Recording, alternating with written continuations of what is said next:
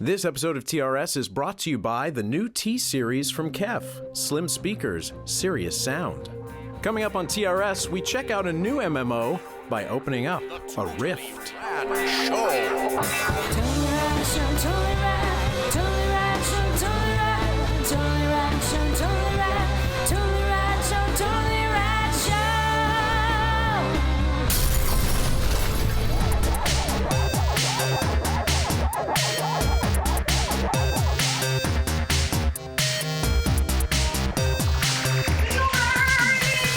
Talking about the new MMO Rift. Now, Rift has been out a few weeks, and we've been playing it, and the idea is, well, let's say, what, about 98% WoW. Yeah, I mean, basically. But what it brings WoW to the or table, EverQuest or, right. You know what I mean? It's a fantasy MMO with multiple professions, multiple classes, multiple races, very similar. The newness it brings to the table is the idea of these rifts opening up all over the map at any given time and bad guys pouring out of them. Yeah. And so these create crisis moments, but also opportunities for you to go in and clear out those rifts, close them back up, and get soul shards from them that are basically a currency in the game that allows you to do all other kinds of stuff. And at the same time, it's also kind of doing sort of ad hoc PvP stuff all the time. It's bringing in a lot of the stuff that was introduced in the Warhammer MMO, where you can walk into an area and you join a public group, and now you and everybody who's in that area are on a quest to do this thing that's location specific. So you don't have to group up with people to decide to take that quest. Yeah. It just happens. Yeah. Also, I would say the other thing that brings to the table is much more variability in your class. You can change your class from time to time. I'll let you guys talk more about that. Alex, I know your middle name is MMO. It is, yes. But you were named after your uncle Momo, right? Yeah, Momo-san. Yeah. He was part Japanese. Yeah. Anyway, so tell me what, I know you've been playing it more than Dan and I have also. So tell me your feelings. Well, this is a very, very good MMO. This scratches a lot of the itches that some of the MMOs that we've played, even as far back as Star Wars or Star Trek Online, DC Universe Online, Aeon. Those were all sort of good, interesting dips into the pool, but that inevitably didn't hold my attention for whatever reasons. Either they were I loved DC Universe Online. It was very action-based, which I really loved, but then the MMO-ness of it wasn't very deep. And so it's like, once I got the level cap, it was sort of like, well, there's no professions, there's no, none of that stuff. But where Rift, I think, really sings, first off, gorgeous game. It is a gorgeous game. It gets a little bit sort of samesies. It varies. I've been to an Old West area, which was really, really cool. There's a sort of Desolus kind of area. Which is really cool, snow, mountaintop kind of thing. But they all kind of blend together a little bit for me. So it gets a little bit stale in that way. The things that they do with the classes, I think, is the biggest upsell for me, which is there are only 4 classes in this game. Warrior, Rogue, Mage, and Cleric. Right. Then from within those, once you've picked those, there are 8, I think, or 9 souls. I think 8. I think it's 8 too.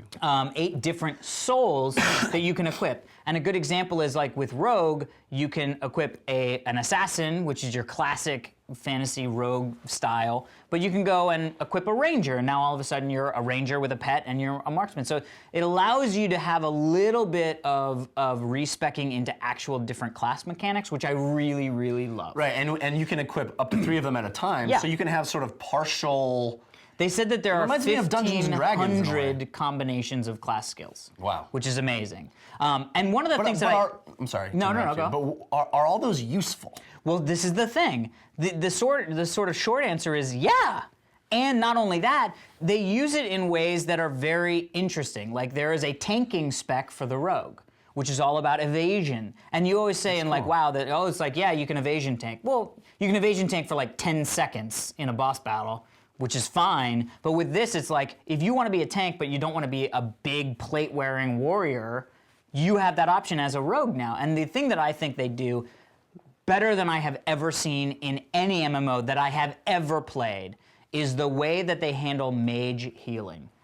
This is how healing should be handled. The whole thing with the mage is it allows you to heal players based on a percentage of the damage that you deal to a bad guy. So instead of sitting back and being like, oh, that guy's hurt, I'm now casting a big heal, oh, I healed him.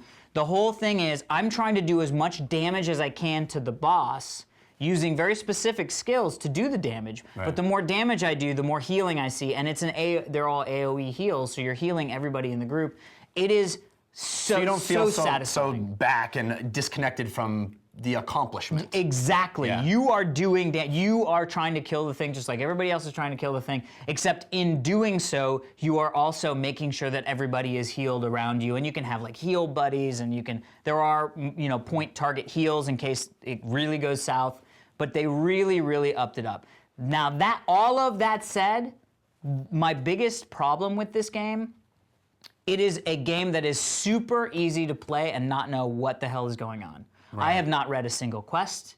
I don't know what is happening. I don't care. The lore is kind of bland too, right? It's not just that it's bland, it's that it's really, this game is making me even more desperate for Star Wars Old Republic. Let me check in with Dan and see what you think, because I know your uncle is action platformer. Yeah. So he really liked video games. but you've gotten much more into MMOs lately, and WoW even, and what do you think? Yeah, I really enjoyed Rift.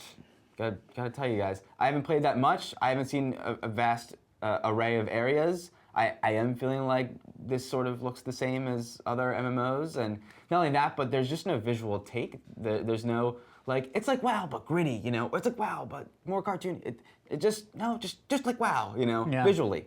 But the graphics are spectacular, and the character models I think are awesome. I love the way people look. I mean, maybe just because I'm used to looking at this kind of visual in WoW, which is older. But what also looked great are the spells. I really enjoyed the way my spells look in the game. It's really satisfying. I'm playing a mage, and what's particularly cool is because of the variety of things to do, the variety of so I'm not just like in WoW, I was a hunter, and all I did was shoot things, and I would stay back and shoot things. And if you are a freeze guy in DC Universe Online or in WoW, whatever, it's like all you're seeing is snow stuff all the time, when you're playing your guy. Here, because I could pull from different souls, spell character abilities, I see fire, and then I'm a stormcaller, so I do electricity, and then I have I'm constantly doing different things. They all look really great. They're all very well realized. That's rendered. So interesting that you say that, because I think I feel the exact opposite about the spells. I feel like the spells are really bland and not very interesting looking. Wow, it might be because you weren't playing, because especially Stormcaller, but not only that, the animations are great. Did you always have a staff, or did you ever get a book and a sword? When you get a book and a sword, you literally, it's the most satisfying thing when you start casting a spell. The book is mightier than the sword. When you start casting a spell, you literally look down and start leafing through the book as you're preparing your spell, and then shooting from the book. I didn't think I should do that. I didn't know that was an option. It's an option, but it's really cool. And then at one point I had a skull, and I'd be looking at the skull while I was making the spell, and I would shoot thing. I mean, it's really, the animations are really slick. Oh, that's cool. Yeah. Anyway, I totally. That's that. Yeah. I mean, the instance, it's cool that you just an instance happens and you can be in it. You don't need to wait to queue up or whatever. Well, there's also other instances, but yeah, I mean, those are very fun. We were in 40-man raids and killing a raid boss, and at one point we were killing a raid boss, and all of a sudden I was starting to get killed. I was like, who's shooting me? And it turned out all of these bad other PvP players were coming around and picking people off because they wanted to defeat the boss. It was really kind of a cool push and pull mechanic. I will say it's hard to play. I've been playing some MMOs with flying in them or fun navigational methods. Yeah. And then to play. I mean, it's nice that you have a mount right away, but that's you kind of want to collector's edition. Yeah. Oh, that's why. Yeah, so, $10 more. Yeah.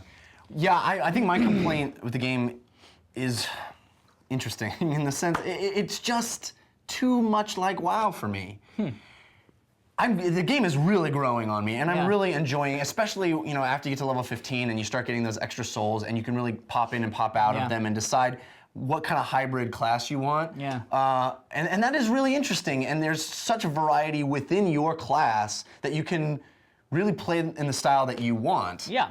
And that's great. Yeah. And the Rift stuff is really fun and interesting and different. And although after a certain point it really gets kind of repetitive. It's like Closing rifts are easy. It's the same thing. It's the same thing over and phase over. One, couple of ads, then a boss, then it's done. Exactly. And there's and there's different kinds of rift. There's a life rift and a death rift and a fire rift. And once you've seen the sort of spectrum of all those, it becomes like, okay, well, another one of these. Let's just grind through this so I can get my shard and move on. Yeah. I like the graphics. I like the fact that literally, if you've played WoW, you don't. I mean, I think part of the reason that you said I don't need to read any quests or do anything is because it just feels like putting on an old shoe. Yeah. It's Well, and completely they also, comfortable and every quest that you're on, when you're tracking it, it shows you a little circle of where you're supposed to be. And if it's an item, it shows you a star, which is great for being able to actually figure out how to do it. But it does take away from that sort of experience of, what am I supposed to do? I'm supposed to kill these. Why am I killing these guys? But that's where I really feel like Star Wars Old Republic, I just saw a video about it, and I was like, this is going to be fucking great. I hope.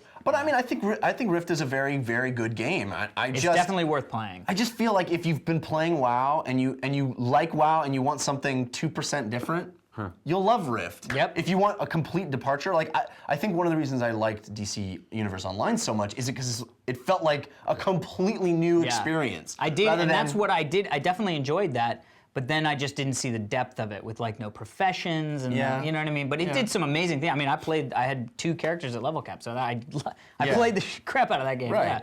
Yeah, I mean, it's hard for me to criticize it because it does everything right. It's very stable even at launch.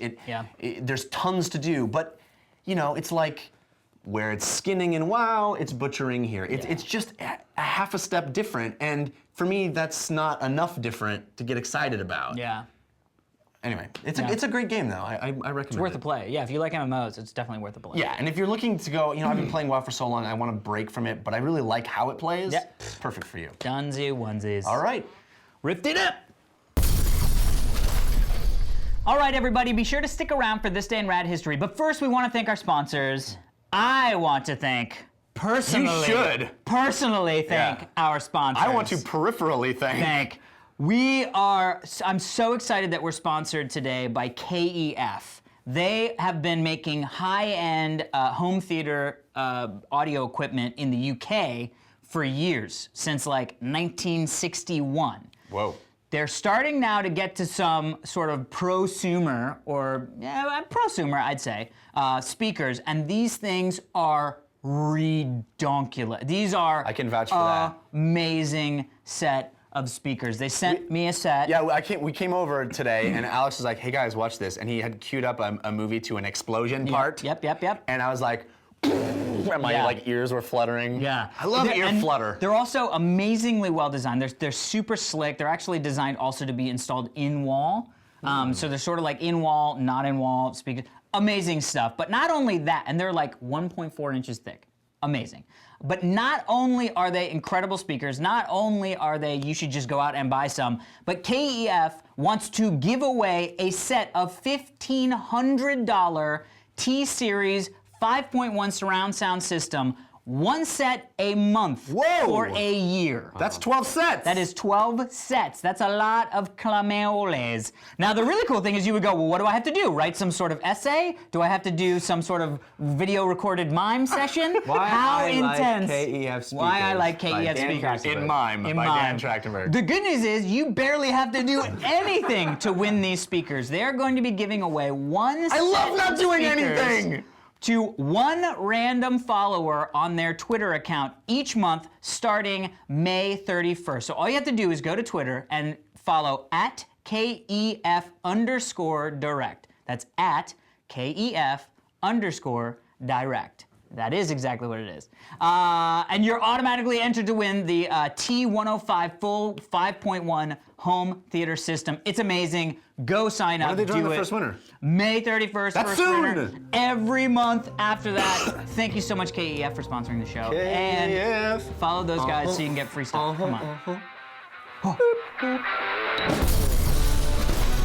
Don't miss tomorrow's show for the return of Title Fight. Today is April 21st, and on this day in Rad history, back in 1997, the ashes of Timothy Leary, Gene Roddenberry, and 22 others were blasted into space for the first ever space funeral. This is amazing. I did not know this was an option. Space funeral. And it now is the best option in my opinion. I think Spock had, of course, had a space funeral. Well, in the future. Yes. I didn't know it was possible that today/past. Apps that and Newt also had space funerals. Indeed. Amazing, amazing. Spoiler alert, if you haven't seen Aliens, just saying. Well, it's actually the beginning of Alien 3. So Okay. Do you want a space funeral, guys? I might do a space funeral. Alex clearly wants one. I don't want a space funeral. Really? To be in space? I'm Jews, man. We're buried in a box with no ornaments in the ground. No ornaments? Yeah. I'm gonna put some Christmas ornaments in your box. Just fuck you up. Anyway, thank you. That was sent in by @IGJoe.